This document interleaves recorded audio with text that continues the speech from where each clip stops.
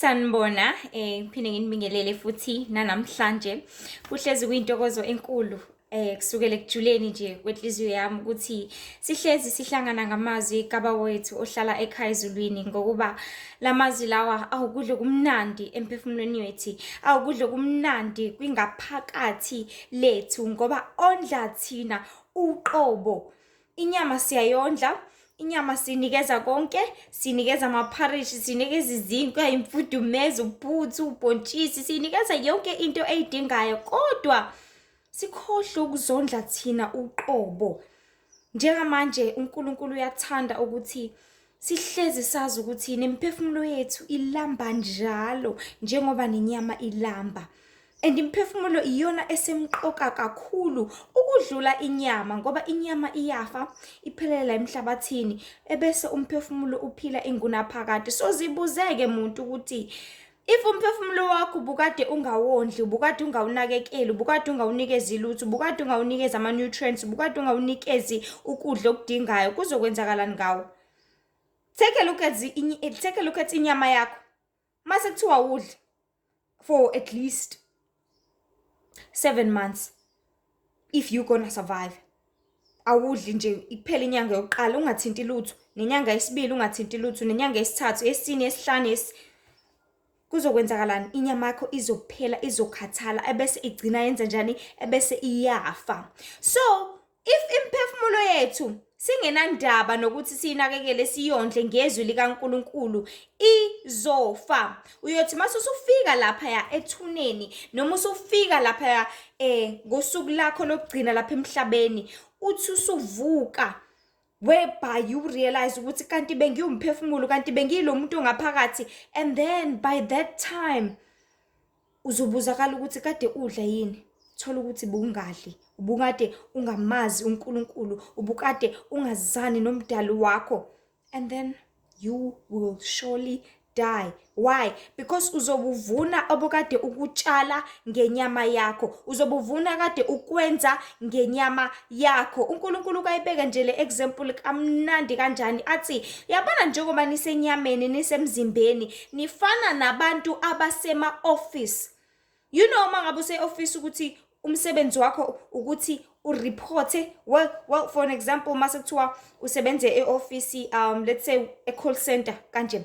Mawusebenza e-call center umsebenzi wakho ukuthi uanswerishe ama-calls, right? Whether it's international calls, whether ama-calls akhona locally or usiza abantu, whether it's a retail company or whatsoever. Umsebenzi wakho is answering calls. So in your office you have a desk la uhlala khona ngithi, ube ne-computer yakho, ube nocingo lwakho, you have your books, you have laptop, you have everything ozoyidinga so that you can be able to complete your job. So if unazo zonke lezi zinto, into esekumele uyenze wena ukuthi usebenzise uwena, okuyizandla zakho, amehlo akho nako konke kwakho ukuze uqedele umsebenzi wakho. Izindlebe zakho uku-answerisha ama-calls, umlomo wakho interact and do communication with all the customers, all the clients and every person odinga ukuthi usebenzisane na. Izandla zakho to type on your computer, amehlo akho to look.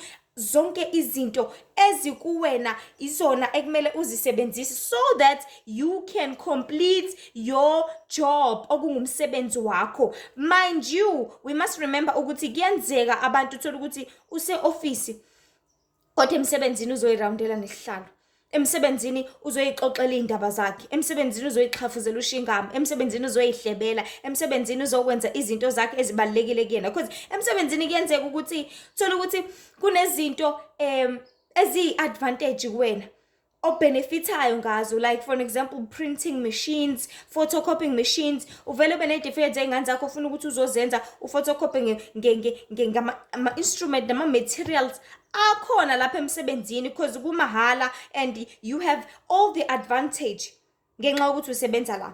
Umuntu afika azenzele izinto zakhe emsebenzini, afika azihlalele, azipholele, athi yoshaya nini esayizela, afika emsebenzini ajaha ilunch, afika emsebenzini uyadla ngesikhathi. You know, abaningi thola ukuthi abanakwa ngendlela yokuthi mhlawumbe banama camera bazenzela unomi kanjani, bazenzele umathanda. And bear in mind, if you going to do that kind of behavior khona lapha emsebenzini, then month end you will not earn anything, because you were supposed to answer calls, you were not edeskini lakho ngenkathi kungena i-call, and then clients will complain ngawe, bacomplain bathi lo sibanibani osebenza lana akaza akhulume kahle nathi akawenza umsebenzi wakhe, because if uhola ngecommission then makuphela inyanga angeke uzuthole lutho if ungasebenzanga. You had to support to submit ama reports, kodwa wangawahambisa, kuzokwenzakalani?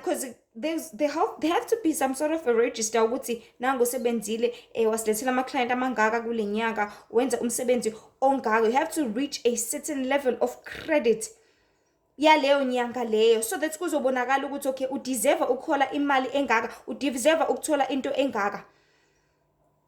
So simele sazi singabantu ukuthi njengoba silapha emzimbeni kulamagumbi lawa singabantu abangaphakathi, and lo muntu ongaphakathi uyena onengqondo, lo muntu ongaphakathi uyena onenhliziyo. Le nhliziyo emele kwazi ukubona ukuthi kunomuntu odinga usizo, yazi ake ngimlekelele. Le ngqondo emele icabanga ukuthi yazi ingane yakamakhelwane njengoba ingenazi izicathulo zesikole ake ngiyisize. Ngengqondo yakho kumele ucabanga ukuthi okay, umsebenzi wami ukuze ngisheshe ngiwukhave and reach all the schedule engisibekile, noma yonke into i-timeline ngibhale kanje, ngimanage isikhathi sami ngale ndlela. Ingqondo yakho iyona ekusizayo ukwenza zonke lezi zinto, of which is it is the person or ilento engaphakathi iyona ekwazi ukuthi isebenze, not the body. Lo umlomo ukuthi ukhulume whatever ela engqondweni, whatever ela enhlizweni, athi umuntu ngikuthanda ngenhliziyo yami yonke, ngiyakufila, ngiyakuzwa enhlizweni, ingoba ukhuluma ngento engaphakathi, not the heart lesiyaziyo evele encwadini zebiology nanani ethola ukuthi ine structure, inalezi zinto ezamagqumagquma la ngaphezulu, iloku ithi babu. No, angikhulumi ngaleyo nhliziyo, ngikhuluma ngale engaphakathi ekwazi ukukutshela, ekwazi ukulawula imizwa yakho, ekwazi ukukwenzisa izinto. Lephinde ibuye umkhohlisi futhi, because mase usuhlela lapha eofisini uyabona ukuthi okay, zonke izinto emsebenzini ngithola ama benefits nani ebese wenza izinto zakho ngokuthanda kwakho, kanti awusenzi kahle, futhi ungazithola ususethubeni lokuthi uxoshwe ngokuthi wenze izinto zakho ozithandayo. So wena usemzimbeni njengamanje unengqondo ehlakaniphile, kumele ngabe ithanda uJehova, because uJehova uthi asimthanda ngezingqondo zethu zonke, ngezinhliziyo zethu zonke, ngamandla ethu onke, nangemphefumulo yethu yonke. Mina ngeze ngiede kithi nangesikhathi sakho sonke, because usiphiwe uJehova isikhathi lapha emhlabeni. Ngaba uphili ukuba akakuvusanga ekuseni, lalela awuvuswanga i-alarm lakho, but uvuswe umdali wezulu nomhlaba. So if ngaleso sikhathi ungeke understand ukuthi uJehova kumele ngimthande ngengqondo yami yonke, ingqondo yakhe izohlezi izondla ngezinto zasemhlabeni, izohlezi icabanga your books, your work, your marriage, izohlezi icabanga zonke izinto ezikhona around, ungabe usamcabanga umdali wezulu nomhlaba. Just like a person ose office yena uzicabangela ukuthi what if ngifotocopy into zengane zami, what if ngifotocopy ingane yami certificate nani, akasacabanga ukuthi le mshini yalapha emsebenzini yonke into, internet, all the ink, all the papers, kuhlalela ukuthi kusebenzele umsebenzi. Otherwise if ngikusebenzisela mina izinto zami ngizozithola sengisenkingeni sekuthiwa ngikhokhe zonke lezi zinto. Mele wazi ukuthi uNkulunkulu umthanda ngenhliziyo yakho yonke, inhliziyo ingakukhohlisa ekutshela ukuthi njengoba usemsebenzini nje noma ungahlala urelax akunankinga, uyiroundele nesihlalo sakho, vele you don't feel like working today, idlale ngawe ikukhohlise, kanti emsebenzini you have to submit each and every day. Ngawonke lama awunikeze wona uhlalela ukuthi usubmit ngamandla akho onke, coming here to work each and every day. You are coming here to work, to submit and do your work. But if you're not going to use your power and your energy to complete umsebenzi wakho, then ngeke uzuthole lutho, but amandla akho wasebenzisele ize.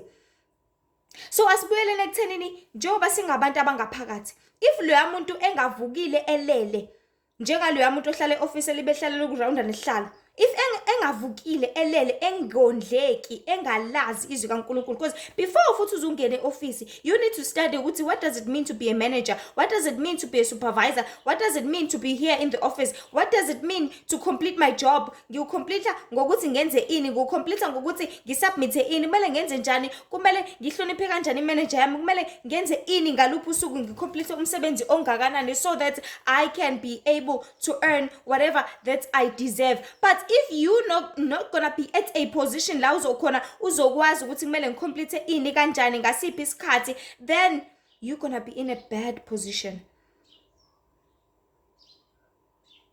If ungazazi ngaphakathi lakho, ungazazi umphefumulo wakho, ungamazi uJehova, ungazazi ukuthi udalelweni, ungazazi futhi ukuthi uyophelelaphi, then umphefumulo wakho uzolala kanjalo, and then into ozoyenza wena uzoqhubeka uphile ngenyama.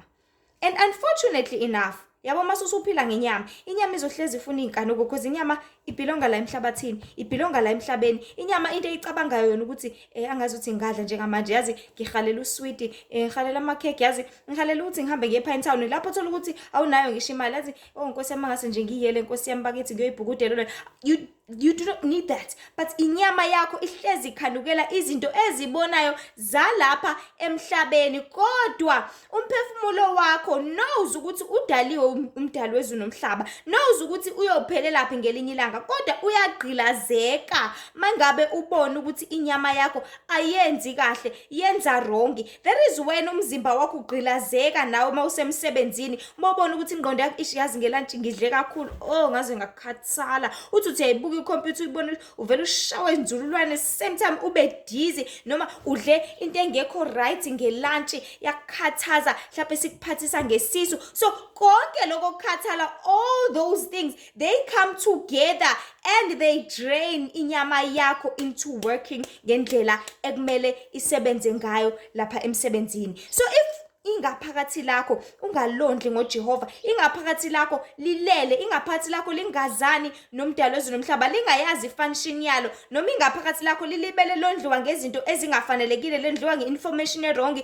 londliwa ngamanga, londliwa ngenkohliso, lihlezi lifuna izinto ezikhona lapha emhlabeni, then umzimba wakho lo angeke usabehave ngendlela umdali wezulu nomhlaba kade kudalela ukuthi ubehave ngayo lapha emhlabeni, kodwa usuzobehave umathanda, especially when it comes to isikhathi samanje. Yazi usuzobehave kanjani, sekuzoqhamuka idemon thizeni lizohlala emzimbeni wakho lithi ngoba uwazi umsebenzi wakho, then ngizowuthatha mina likusebenzise ukhona. Uyaphila Yesu, siyakubona uyavuka ekuseni, uyahamba, uyawasha, uyaklina, ukwenza konke, but umzimba wakho ubuye usebenziswe esinye spirit, ubuye usetshenziswe ispirit somona. Ubona omunye umuntu enenye into enhle bese inhliziyo yakhe ithi xifi. Why? Because there's this spirit esasibona inyama yakho sayibona right iyinhle because ingcolile, igcwele isono, and zonke izono ziyathanda ukufika zizohlala endaweni engcolile. That is when they all dwell. Bese sidwelile bese lesono lesithanda ukuthi sikhule, because loya moya loya masusuhleli kuwena ufuna ukukhula phela nawe. Ufuna ukondleka ngale ndlela ondleka ngayo nangale ndlela othanda ukuthi udle ngayo. So nje xolisi nje kwanda kakhulu, but ngithemba ukuthi siya understand ngalesibonelo uJehova ade sibekile njengamanje ukuthi picture a person ohlala eoffice, picture a person osebenza eoffice, but not all of them work, and if ungasebenzanga awuholi lutho.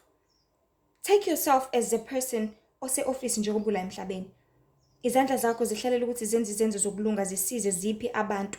Umlomo wakho uhlalela ukudumisa uJehova, ucule, uhlabelele, ukhulume ngayo uthi Nkosi yami, noma useTexini noma ukephi, uthi kodwa niyabona ukuthi uJehova usithanda kangakanani, buku usinikeza ilanga noma simgxeka, buku usinikeza imvula noma singayifuni, buku usinikeza u1 no2 no3, buku uyasiphilisa. Abantu bafa inqwaba ngoCovid, bafa inqwaba ngekhukhula, izimpi, zonke indawo koIsrael, koAmerica kwenzeka izinto ezinkulu, kodwa buka siyaphila abantu ngoba siyakuthanda ukuphila.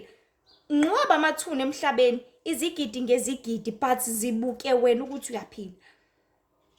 Usuwone wona eoffice, wona wanikezwa ama warning awu5, washaya ngesuspension, wenziwa zonke lezi zinto, kodwa uqhubeka uphile, uqhubeka usebenze, ubuyisele kuthiwa sikunikeza one more chance.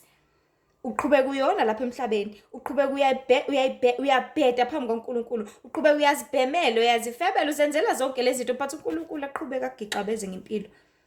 Umlomo wakho uhlalele lokho kushumayela idumo likaNkulunkulu, umbabaze uJehova udalile izulu nomhlaba. Amehlo akho ahlalela ukwenza intando kaNkulunkulu, ubheke ungabheki izinto eziningekayo ezizokungcolisa, because whatever oyibukayo ngamehlo akho goes straight inside you. Oyilalela ngendlebeni zakho goes straight inside you. So isihloko sethu nje bengifisa ukuthi sikhulume ngaso namhlanje sithi ukuhlangana kwabantu kunesizathu. Ngiye ngathi if umzimba wakho ungawazi umsebenzi wawo, khona uzokwazela wona. Yabo if unomuzi omkhulu, indlu yakho nje enhle uhlala kuyona, kodwa ungayiklini, ungayihlambululi, uhleli nje hlezi indlu yakho yaxhifika nje, uyadla ushiya kanjalo isitsha, ujeke kade usebenzise noma ngowulahla phansi ngisho ungahlangana nephenti noma ianda awunendaba ushiya kanjalo. Guess what? Ngelinye ilanga kuyofika omunye umuntu ozothe ubuka umuzi wakhe athi umuzi 8 room omuhle kangaka, utilesiwe phansi kodwa ama-tiles angcolile, unamawindi aluminium sliding doors, unayo yonke into, unama-fridge 2 doors kodwa kungcole kanje, kuleli fridge kulenga iphenti elingcolile. Loyo muntu uzothe ubheka umuzi wakho mhlawumbe eyizivakashi lapho kwakho, awubone ngazuthi yazi yena engawusebenzisa kangcono, yazi yena engawusebenzisa ngendlela engconywana kunawo, awubone uyindawo e-right. Because wena awunendaba nawo, awunendaba ukuthi ukusebenzise ngendlela efanelekile. You've got everything, you've got all the materials, you've got all the instruments, you've got everything oyidingayo, but awuyiboni isidingo salutho, uyayixhaphaza uyayixhiphiza nje awunendaba nayo. And there will come another person athi sacela ungidayisela lo muzi lo. And it's gonna be so easy to you because you don't see any value about it. You do not see any value about your hands. You do not see any value ngamehlo akho. Awuboni value ngamakhala akho wena. Awuboni value ngezinwele zakho. That is why uluka nanoma yini othanda ukuyiluka. Awuboni value ngamashiya akho. Ubona ukuthi wasuse lawa ufake lawa wakho owathandayo. Awuboni value. Ubona amazinyo akho ukuthi mabi, ngcono ufake at least athi ukucobezela kancane. Awuboni value. Indlebe zakho ubona zezimbi kakhulu, ngcono ufaka amacici. And I promise you, by calling that, by doing all of that, that is when you host that spirit. You are pulling it. Let's come khona, whether it's come emkhathini phansi kwamanzi or wherever, you are hosting it. Size because sona sibona value. Sibona ukuthi hawu ma, yazi ngale zandla ngahamba mina ngiyobamba. Sibona ivele sithi yazi ngalezi inyawo lezi ngingahamba ngiyohlala laphana kwa Max. Yazi ngalomlomo ngingahamba ngiyophuza iHeineken. Sibona ivalue sona le spirit ngomzimba wakho. And by allowing it, that is when it's going to take over. By allowing it, that is when izosebenzisela lo mzimba ebese le spirit senza intando yaso ezojabulisa sona. So ngaphathi kwalesi sihloko nje I was emkhulekweni. I was in a deep prayer nje. Ngasakakhulu uNkulunkulu. And we all know ukuthi uNkulunkulu ufika ngazo zonke izindlela, athinte inhliziyo, alethe umyalezo wakhe, alethe ngazo zonke izindlela, whether prayers, visions, dreams, noma ngihamba endleleni, but this time ufike in deep prayer. So ngiyakhuleka nje uNkulunkulu, ngiyamnxusa, ngiyambabaza ngoba ubaba ngiyamthanda kakhulu. So mhla ka-20 April emkhulekweni uNkulunkulu waletha wonke lawa mazwi. So waletha ukuthi nempela ayikho into ezenzakalelayo lapha emhlabeni, kodwa kukho konke kusuke kunesandla thizeni esikhona esenze the reunion, whether ngokwakha okuthile noma ngokubhidliza. So emzimbeni wakho there will always be a point la khona kunesandla esizokuhola to do something. Like I said, ukuthi mawusemsebenzini or office, obviously uholwa imanager yakho, ngithi uholwa isupervisor yakho or whosoever ongaphezulu kwakho or superior yakho. So whether noma ngithiwa yini oyenzayo, khona okuholayo. Either way kukhona okuholayo, whether uholwa uNkulunkulu or uholwa isitha ubumnyama or certain demons or certain spirits ezikhona noma esiphila kanye nawo lapha emhlabeni. So ngisho kuthiwa usebenza kangakanani, izoqhamuka isupervisor yakho ethi sacela ungenzele ukuthi, cela ungenzele ukuthi, whether mhlawumbe usebenza eJardini, uyasebenza mhlawumbe ubhizi washa izitha, eqhamuka umlungu wakho athi sacela abantu ukuthi ungezele ingane masinyane, ngifisa ukuthi ngihambe nayo sihambe sedolobheni. So ngokholwa nguye uzosuka lapha ezitsheni uhambe ebathroom ugeze ingane usheshise ebese uyelungisa ihambe. So uzoholwa umphathi wakho noma umholi wakho ngandlela thizeni to do a certain job, to do a certain action, to do a certain deed ngaleso sikhathi leso onikezwe sona nangalowo mzuzu. So I hope someone can hear me mangithi there will always be a hand ekuholayo ndlela thizeni, but it depends ukuthi who are you serving? Ukhothamela bani, ulalela bani, futhi uwenzela bani izinto.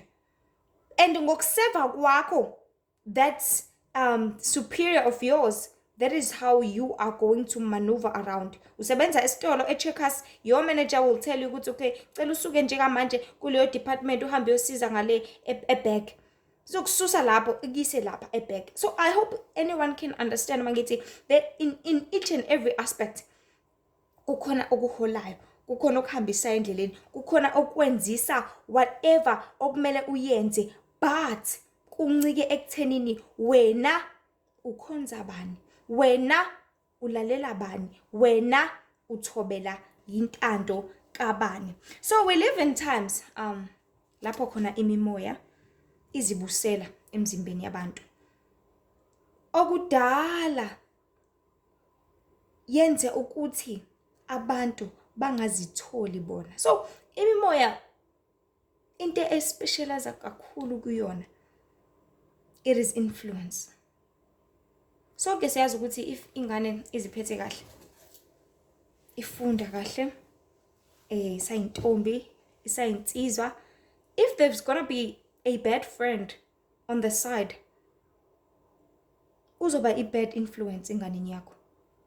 If ihambe esikoleni njalo evuka ekuseni ifike esikoleni, lo mngani wayo lo wesishomene naye kamakhelwane uhleze efika late, uzoyitshela ngelinye ilanga ayihlebela athi hayibo, why wena uhleze ufika lo udlala othisha bafuna ukuthi uhleze ufika wena uclean aqala eklasini, hayi bungayenzi lo nto bakwenza isilimo badlala ngawo. And then kuzokuncika kuyona ukuthi iyalalela yini, iya-influenceka yini ngale ndlela etshelwa ngayo, noma ngale ndlela eyalwa ngayo, noma ngale ndlela ezwe ngayo. Ebese kuba kuyona ukuthi ilalela lokhu noma ingakwenzi na. But if umuntu ekhula uba influenced ngazo zonke izinto ezikhona lapha emhlabeni, ebese kuba kuyena ukuthi uyavuma yini. Because izindlebe zihlezi zivulekile, amehlo ahlezi evulekile.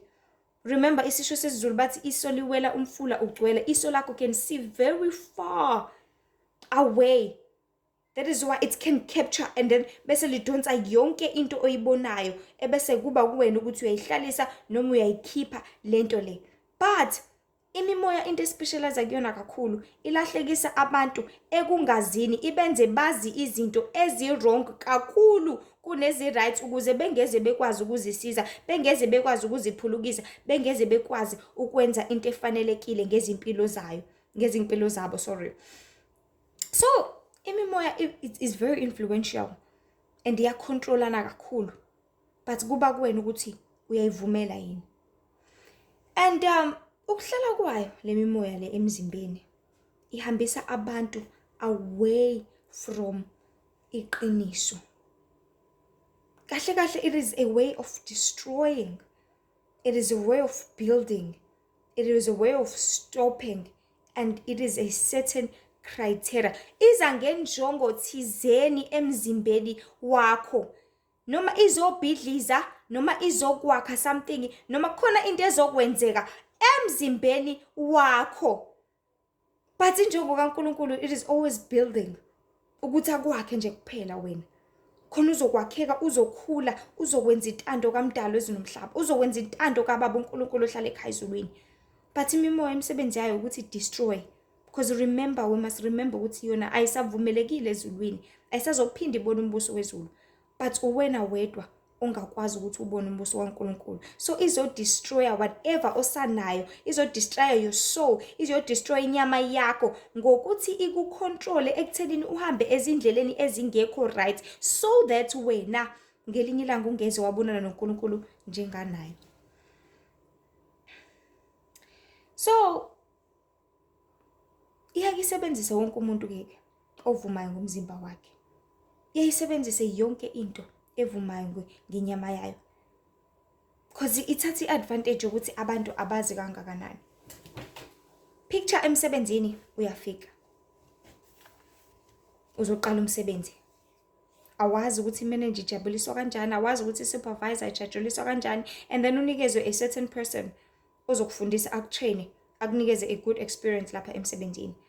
Lowo muntu usuke ene-advantage yokuthi akutshele izinto ezi-wrong so that you cannot pass your training for those months or for those weeks. Usuke ene-influence. Let's say akathandi ukuthi wena uqashwe, akathanda ukuthi wena ube permanent lapha emsebenzini. Athi mekubheka nje athi uyabuka abona ibhosi engazuthi iyakuthanda, athi uyabuka ibhosi engazuthi isiqaphela wena kakhulu, isinaka wena kakhulu. Enze njani? Ngoba uyena who's supposed to be teaching you each and everything about this job, about this company, everything okumele uyenze. Avela kufundise izinto ezingekho right. Enzela ukuthi ngaso sonke isikhathi uhlezi uyicunula ibhosi. Khona ingeke ziyakuthanda, khona ingeke ziyakulalela, khona ingeke ukwenzeka intando yayo, khona uzophasa all this training osukuyona njengamanje. Ikufundisa all the wrong things, ithathe advantage yokuthi awazi. So singabantu siphila lapha emhlabeni, sidalwe singazi lutho, sizalwe singazi lutho, but because sifike emhlabeni wesono, emhlabeni obuswa isitha, emhlabeni lapho khona uSathane onomona ngawe, onomona ngomphefumulo wakho, owazi ukuthi yena ngeke azaphindi angene embusweni wezulu, uzoku-influence into teaching you all the wrong things so that ungeze wabona uNkulunkulu ngelinye ilanga, so that ungeze wamjabulisa ngalutho uNkulunkulu. So uzokufundisani, uzoku-influence athi asikho isidingo sokuthi ufunde iBhayibheli lakho. And mase ungasafundanga iBhayibheli lakho ngeke uzowazi ngekhampani, ngeke uzowazi ngawo.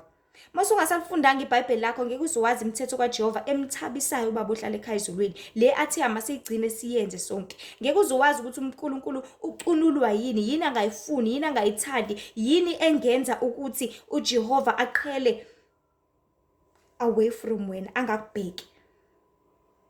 So mase sethe ungalifunda iBhayibheli uqedile,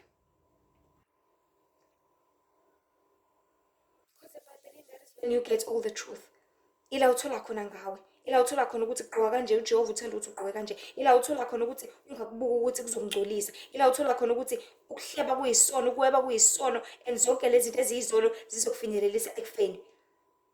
So uzokufundisa ukuthi no, ziphilele isinoma kanjani. Kanti uJehova akakuthandi lokho, akafuni umuntu ukuthi aphile isinoma kanjani, kodwa ufuna umuntu ukuthi athobeke.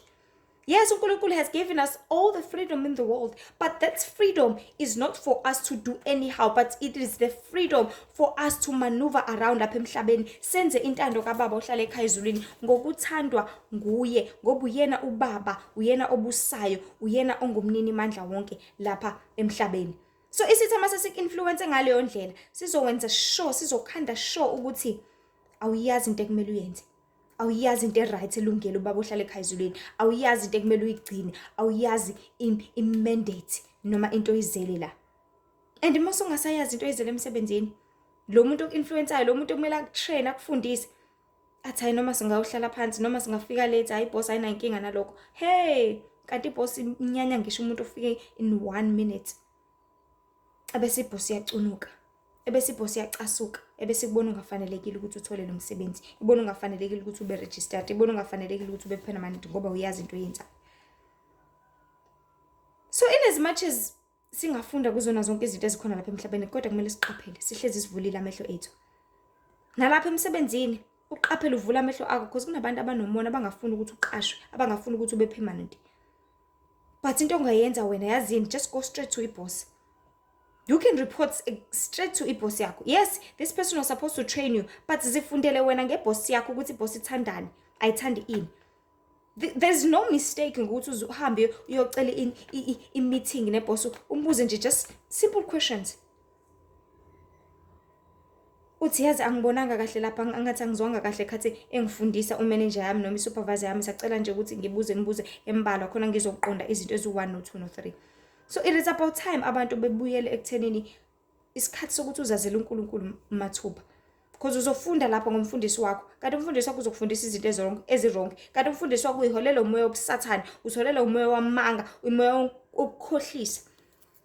Because abantu abangaphezulu, I promise you, ngixolise kakhulu ngalokho. I was saying ukuthi abantu abangaphezulu bona bahlezi bezitshela ukuthi bangaphezulu kanti cha bangaphansi. Bese bengaboni ukuthi bafaneleke kangakanani ukuthi nabo baze balwe. Because bona they are so tired, they are so drained, basifuna ukuhlala la. But wena nje ufika ngogqozu nangentshisekelo. Let's say you are first enkonzweni, uyalizwa iqiniso, uyajabula. But abantu kade behlala sebeyimsinti okuyimilela le nkonzweni abasenandaba nomfundisi ngathini bahlangana pha banandaba bathi hayi noma ungangaya kuleya nkonzo it's okay akunaki. No, you are not supposed to listen to all those people because bazokudukisa kwawena. But you are supposed to go and do into oyizele lana. Uhlalela ukuzokwenza intando kaBaba ohlala ekhaya ezulwini. Uhlalela uzophila ufakazi bakhe, uhlalela ukuzogcina yonke imiyalelo yakhe, umthabise ngayo yonke indlela. So, baningi abadukisi lapha emhlabeni. Mangithi abantu bavuma ngemizimba yabo, ngibala wonke umuntu okhona empilweni yakho. Umngane wakhe ngavuma ngomzimba wakhe ukuthi influence wena. Kuthiwa nange sekhula ekukholweni nangenza 1 or 2 no 3 and then there will be certain demon elizongena lesebenzisa umzimba womngane wakho lithi ayi mngane wami kule weekend sicela senze 1 or 2 no sicela siyikhiphe ungaye enkonzweni nani ebese kuba kuwena ukuthi uyavuma yebo noma cha. Idemon lingasebenzisa umakhelwane wakho because yena uvumile ngomzimba wakhe, yena akanendaba nenkolo, akanendaba nokholo, akanendaba nokwazana noNkulunkulu, limsebenzise umndeni wakho. Because bona banendaba bakutshela 99 ukuthi ayi nale nkolo yakho njalo nje wena uyenkonzweni njalo nje yakholwa. Usisi sebasebenzisa. Sisebenzisa bona sithi awuyeke lento yakho yokuzila njalo uzila njalo nje ukudla buka nje usuza canje nabantu abakhuluma ngawo. Sisebenzisa all those people so that they can come back and influence you. And then wena uzothatha ukuthi ishuma othe ukuthi nokuthi kanti usuyalahleka. Kanti usubuyela emuva kade ukhula kangaka because isitha sinomona and I want to make this so clear. Isitha angeke size sizizele mathupha kuwena usibone ubone ifu mhlawumbe noma ubone usathana iqobo lwakhe njobe shikshow nempondo nanani. No, sizosebenzisa umuntu lo around wena. Asasambeni soshibisa, asambeni sokwenza ukuthi asambeni siwenza izinto ezirong. Sizosebenzisa that kind of person. That's the instrument for it. Because see me moya, we are spirits silapha emhlabeni. Sizosebenzisa izihlobo zakho. Sizosebenzisa abantwana bakho, even your child. So ukuthi izwi kaNkulunkulu is coming. Noma kuze isithunywa sikaNkulunkulu siza kulo uzokushumayeza ngalolu suku. Ivele ikhala ingane yakho bese uthi hayi othi ngiphumele eminyango. Udlule kanjalo umyalezo wakho. Udlule kanjalo umoya kaNkulunkulu. Okay. So kunokuhlangana nihlanganiswe ubumnyama ukuze wena ungalitholi iqiniso. Kuyenzeka ubumnyama bunihlanganise nje sidididi. Thola ukuthi niyaplana niplana ukuthi sinabangane ake sithi nje ukubamba nje amabili amathathu iphuze ibandayo. Nihambe nokuthenga nabangani bakho bese niyabuya nozohlala la ekhaya. Kanti la ekhaya ngalolu suku kuzoza isithunywa sikaNkulunkulu silethe iqiniso lakho, silethe amazwi akho, silethe lo yamkhuleko yakho lo kade ucelile ebusuku. Sithunyelwe uNkulunkulu ukuthi sizoletha amazwi adinga umphefumulo wakho. And mase sesifikile lapha ekhaya, abangani bakho bavele bakhulume wrong naso noma basetshenziswa amademoni thizeni bathi hayi bayikho lento esitshela yona wena uzosijaja la ekhaya usenze ilima ayikho lento esitshela yona. And wena zibuza ukuthi wena ke ongumnini wala ekhaya because abangani bakho lapha. And umoya kaNkulunkulu ucunulwa into engaka encane. If those friends are going to talk bad kumoya kaNkulunkulu uzohamba and isithunywa kaNkulunkulu sizohamba kanti besize kuwena.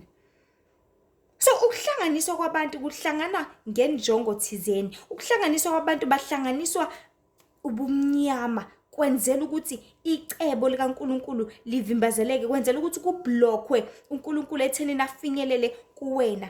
And uNkulunkulu was saying this during umthandazo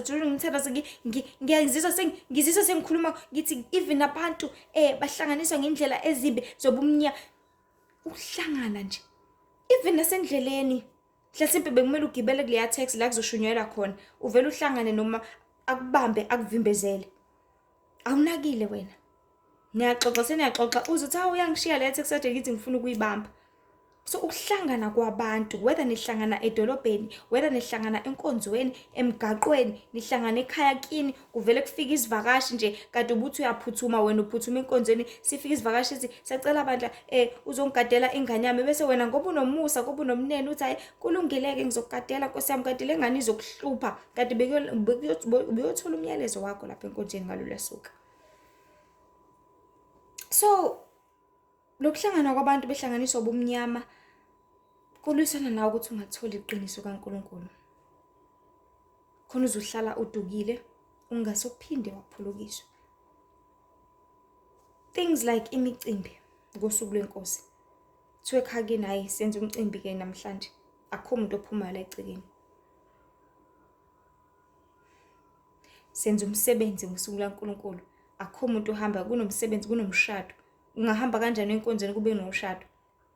Kanti enkonzweni bekukhulunywa nawe, kanti enkonzweni bekuyolethelwa wona umsebenzi lokade ucela for 5 years, lokade ucela for 10 years, lokade ucela, kanti ingelosi bizolethela wena umsebenzi ngalolu suku. Wena uhlale kula umshadweni. Ukweqe kanjalo umsebenzi.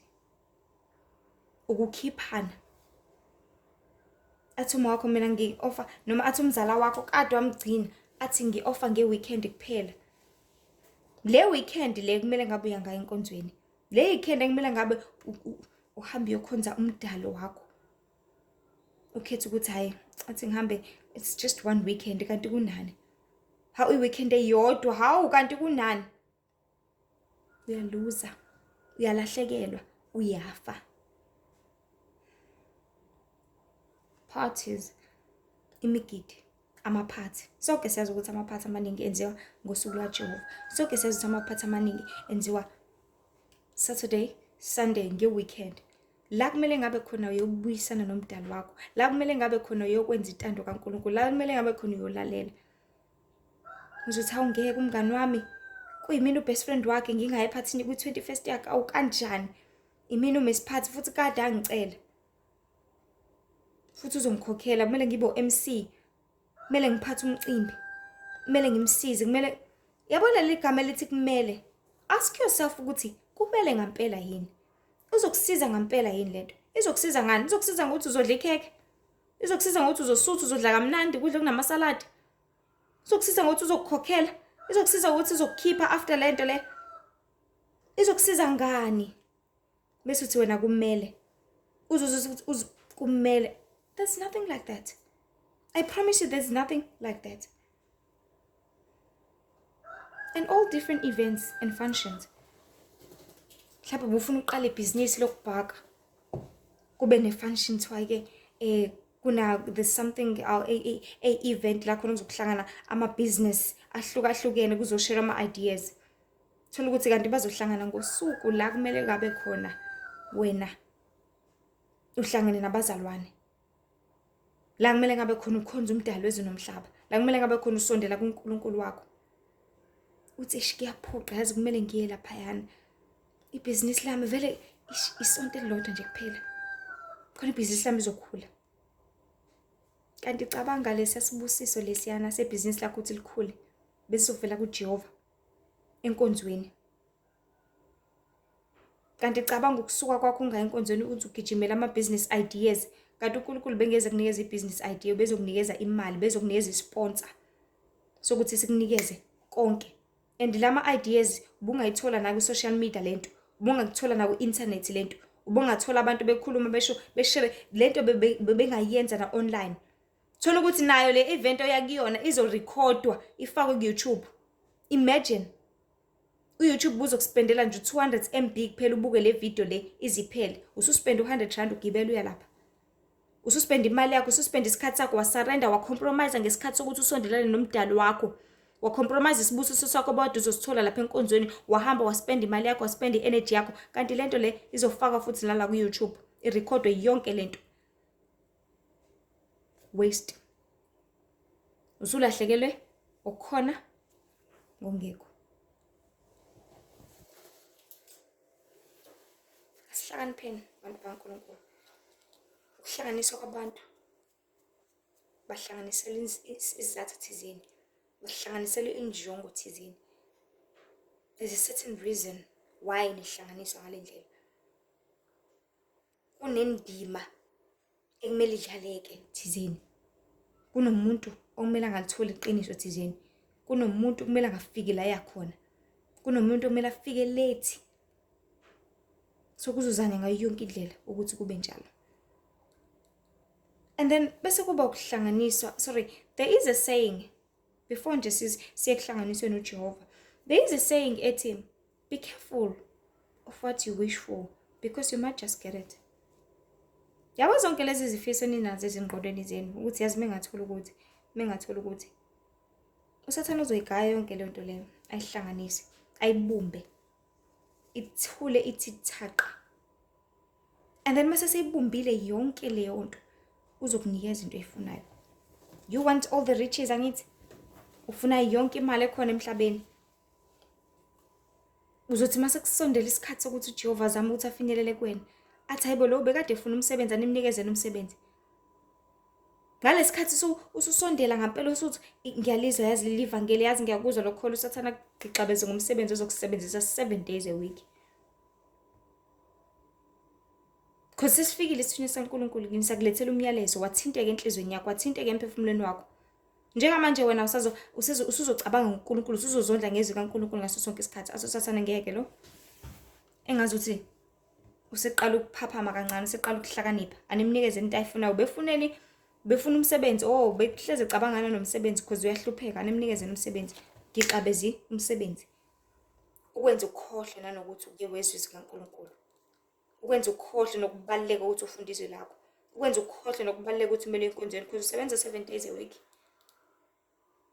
Mhlawumbe ofama ku Monday kuphela nakhona mhlawumbe ofa kabili kuphela ngenyanga. Akuneze umsebenzi ozokugqilaza esekuphanishela nje ukuthi uke wazama ukusondela kuNkulunkulu. Abese kuba ukuhlanganiswa kwaJehova ke. Ihlezi ubaba esithinta izinhliziyo nemphefumulo yabantu. Akwenze nje uhambe emgaqweni enzela ukuthi uhlangane naloya mfundisi lo kumele ukuthi ukhulume naye. Stididi nje uthi ngithatha iwalk. Kanti ubunenkinga uhlangane nayo lo muntu kodwa ade kumele ukuthi umbone namhlanje. Uthi yazi ngifisa ukukhuluma noSibanibani yazi mhlawumbe uyena ongangisiza. uNkulunkulu anenze nihlangane. And uNkulunkulu into ebalekile kakhulu kuyena umphefumulo wakho. You know that messenger lekade ifikile ekhaya kini izoletha amazwi kaNkulunkulu izokulethela ukuphila kwakho nokuphulukiswa kwakho. uNkulunkulu uzonenza niphinde nihlangane futhi because uzwile iqiniso. Uzophinde nihlangane futhi nangakusasa. Nangakusasa niphinde nihlangane, nangakusasa niphinde nihlangane. Because usale wazibuza wacabanga wamangala uthi hayibo. Yazi uqinisile. uNkulunkulu usenenza nihlangane so that you can get more and more information. So that you can get the contact ukuthi how can I get more? Lokho kade ungitshela khona ngingafunda ngatholani futhi because umphefumulo wakho wants more. Umphefumulo wakho langazelela ongaphezulu. Nihlanganise uNkulunkulu. Even here on social media. uNkulunkulu ungavela pop up ivideo thizeni edingo wena. Amazo wadingayo enhlizweni yakho emphefumulweni wakho. Awa pop up nje. Uthi uyangena ku YouTube hawu nayi le video. Hawu naku lo muntu. Ngoba uNkulunkulu ufuna ukuthi umazi, ufuna ukuthi umqonde. Ufuna ukuthi uphenduleke kuze zonke izinto kade uzibuza zona. Phenduleke konke. Khona uzokwenza intando yakho uzobuyela kuye. Because uNkulunkulu uyabahlanganisa abantu. Uyahlanganisa izizwe. Uyahlanganisa konke. Uthi uyazihambela nje endleleni uhlezi ucabanga ngomsebenzi udinga umsebenzi akwenza uhlangane nomakhelwane wakho ohlala le ngaphesheya. Athi awuyazi kade ngicabanga nje yazi kunomsebenzi endaweni ethizeni ngivele ngacabanga wena. Zibuza ukuthi yini ekwenze wacabanga ukuthi angihambe ngiyothenga iapple yazi ngihalele iapple. It is because bekumele uhlangane nalo yamuntu loyana. Because ubone ukucabanga kwakhe, wabona ukucabanga kwakho, wakuhlanganisa uNkulunkulu, wasanihlanganisa endleleni. Ngoba uhlanganisa ngeplan yakhe, uhlanganisa ngecebo lakhe, uhlanganisa ngenjongo futhi. Sekubalekile abantu baNkulunkulu ukuthi sazi ukuthi lapha emhlabeni you are influenced somewhere somehow. There is a spirit esingaphezulu kwakho. Just like your manager, your supervisor emsebenzini esokucontroller. And isikutshela la engqondweni ukuthi udinga u1 no2 no3. Suka njengamanje hamba. Suka njengamanje geza. Suka njengamanje enza into yokuthi. Because uyazi ukuthi uma usuka edolobheni manje uzohlangana naye umalume wakho. Mosuka uhamba manje ngo-8 ugibela itaxi ya-8 showcase uzogibela naye umfundisi wakho ngoba khona into ade uyifuna ukuyibuza ngesonto ongakwazi ukuyibuza because ithe iphuma inkonzo umfundisi uhamba uya kwi-meeting. But if ugibela le taxi le ya-8 umfundisi uzobe khona phakathi izonihlanganisa uzohlala eduze kwakhe ebese ukwazi uthola ithuba lokuthi umbuze yonke le mibuzo obekade uzibuza ngayo.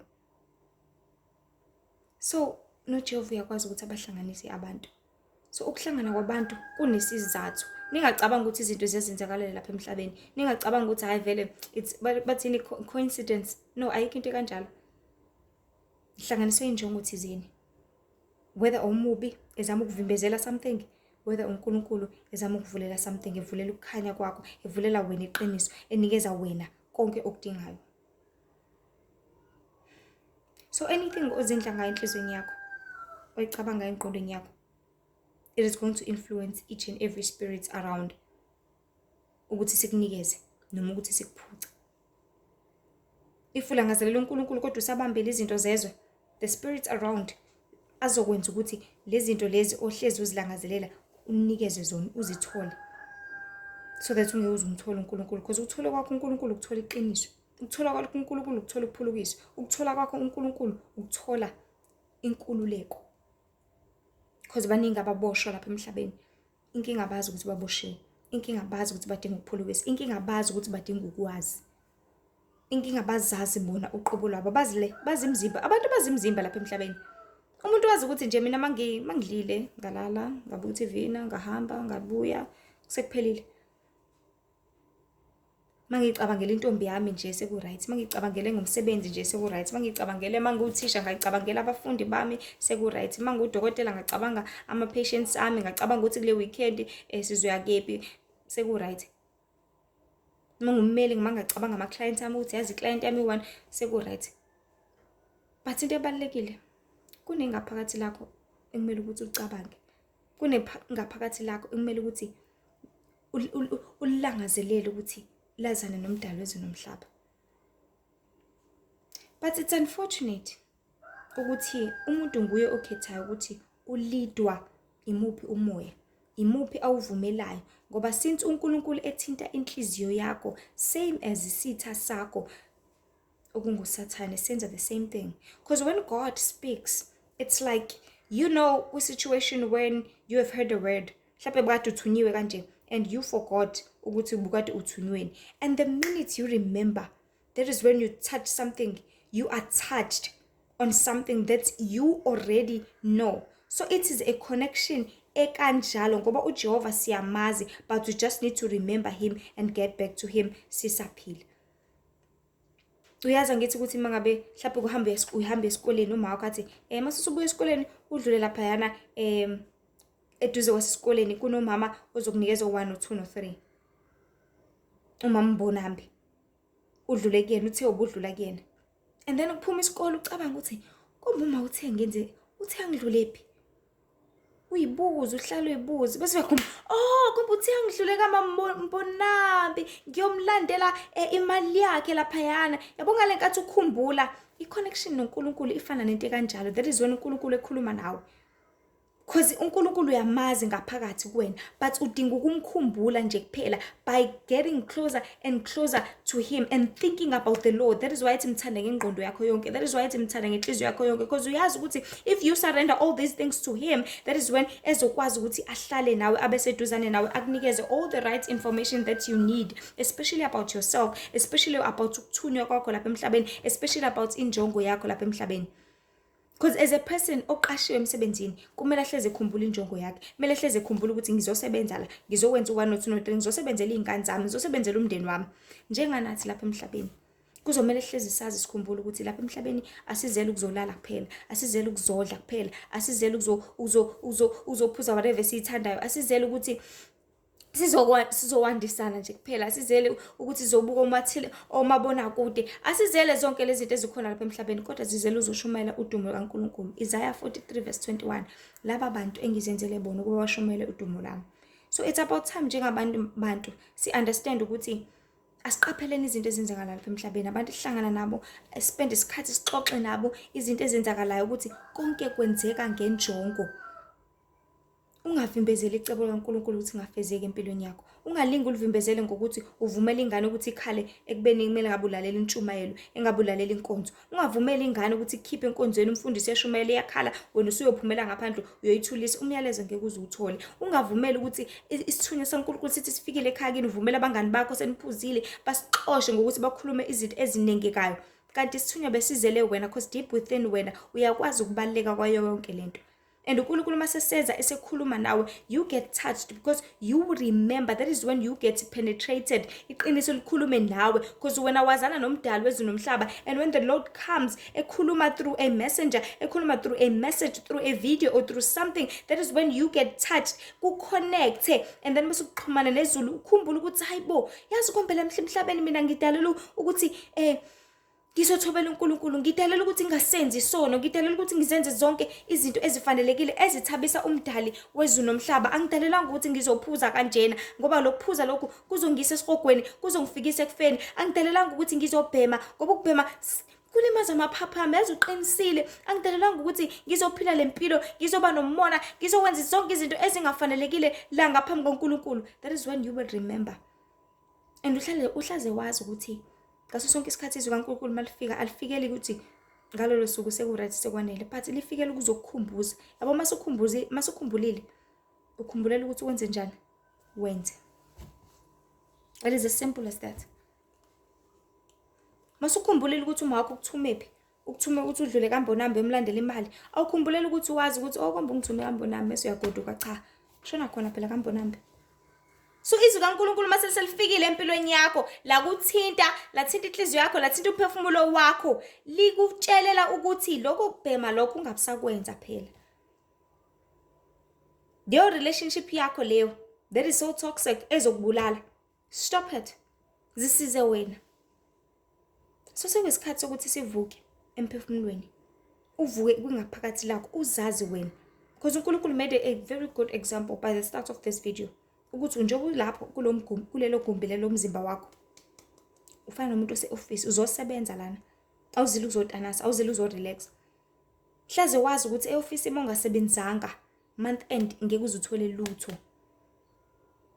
Hlaze wazi ukuthi e-office uma wenza amaphutha ngaso sonke isikhathi uzole bethola ama-warning, ama-suspension, bese ugcina wenze njani, uxoshwe. So lapha emhlabeni, yes, emzimbeni wakho awusenzanga ngendlela efanelekile. Yes, awuzazi, ulele ufile. Because awuqondi ukuthi kumele uphile empilweni, awuqondi ukuthi kumele wenzeni, awuqondi ukuthi kumele uhambephi, ungenze ukuthi, wenze ukuthi. But iqiniso mase lifikile kuwena, lifikele ukuthi wena ufunde kabanzi ngawe. Nali iBhayibheli. Funda iBhayibheli ukuthi uNkulunkulu ufunani kumbe ngempilo yami. uNkulunkulu ufunani, ufuna ukubonana ngami. Ikusasa lami uNkulunkulu ungibekeleni, ungihleleleni. Because i-responsibility yakho ukuthi ufunde, umsebenzi wakho ukuthi ufunde, akekho uzokufundela, akekho uzokwenzela. Uma uhlele office, akona umsebenzi oseceleni kwakho ukuthi akwenze lo msebenzi wakho, never, akaze kube njalo. But umsebenzi wakho ula emzimbeni ukuthi uyivumele wena izono zakho ngaso sonke isikhathi, ukuthi uzikhulekele, uziguqele, uzisondelele wena kumdali wezulu nomhlaba, ngoba uzodukisa lapha emhlabeni, bazoqambela amanga. And usuwenzile amaphutha, usubhemile, usuphuzile, usuzenzile zonke lezi zinto, but uNkulunkulu usakuxolelile. Lelo egixa beza ngama-warnings. I-warning yiphi? Ukuthi uma usubhema ukhwehlele. Ileyo warning leyo. I-suspension ukuthi ulale lapha esibhedlela isikhashana, usubanjwe i-cancer because unade udla kabi, angithi ungcolisa izinto zakho, ubanjwe i-cancer manje, i-suspension yakho leyo. But uNkulunkulu aphinda kubuyise futhi kwi-suspension, akuphilise, akubuyisele back to life, akubuyisele back to umsebenzi. Uhlalela ukuthi usebenze. But if futhi uzoqhubeka nempilo ebhedayo, uzoqhubeka ungasebenzi, uyozuxoshwa emsebenzini. Mase usuxoshiwe, that is when ususethuneni ke. Suphumile emzimbeni, suphumile lapha uNkulunkulu ade kubeke khona. And mase usuphumile, uyale kwalasha labo kade udeserve ukuya khona. Usuyagoduka, usuyala kade usebenzela khona. Angithi wena emsebenzini ubufika uzofotocopy into zomndeni wakho, mase usuxoshiwe ke ugoduka uye ekhaya kini. ungasebenzeli ikhampani. Awuzange uzulethe credit, awuzange uzuperforme kahle emsebenzini namhlanje, or this month, or for the past 7 months. Sikubekezelela, or for the past 2 years. Bubhizi ney'nto zakho, then go home. Uqhubeka kahle ney'nto zakho. Then go to hell. Because when ubhizi nokuphuza ngithi lapha emhlabeni, you deserve to go to hell. You deserve isikoko. Hleze wazi ukuthi la empilweni angeke uzutshala ummbila uvune ubeetroot, never. Uzovuna lokhu ukutshalile. So if bantu nizokutshala, niphila impilo ebumnandi nina, niphila impilo yokuzithokozisa, niphila impilo yokuthi it's all about me and me and me. Nothing comes to God. No surrender, nothing. Ayikho nje into ethabisa uNkulunkulu, ayikho into ethabisa ubaba ohlala ekhaya ezulwini. Then uyozuza lokho ukuthabisa wena. Remember incwadi yaLuka, Luka 16:22, isicebi noLazarus.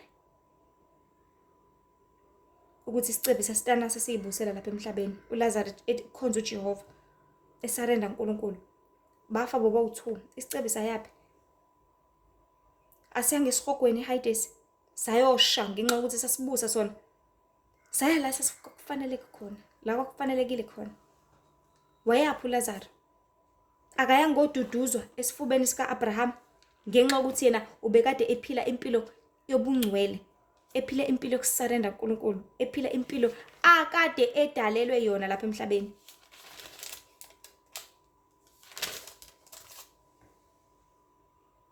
Sorry, uLuka 16:19. So yonke into yenzeka ngezathu lapha emhlabeni. Ungacabanga ukuthi konke kuyazenzakalela. There's a certain kingdom ekholayo. Ama-Satanists aholwa ikingdom kaSathane. Amakholwa aholwa ikingdom kaNkulunkulu. But futhi akuwona wonke aholwa ikingdom kaNkulunkulu. Because nomuntu emsebenzini engathi esebenza kuleso sitolo sase-Checkhouse kodwa engayilaleli imanager yakhe, angayilaleli supervisor yakhe, azihole yena ngokuthanda kwakhe. So maningi amabandla la ngaphandle, bagcwele abantu basemabandleni. Uzutshela ukuthi hayi shuthi njobe eyikholwa kodwa ekwazi ukubulala, shuthi uNkulunkulu wakhe obulala naye. Cha, ayikho le nto. Uzuholelwa izinkanuko zakhe, izihoheko zakhe ekhona la.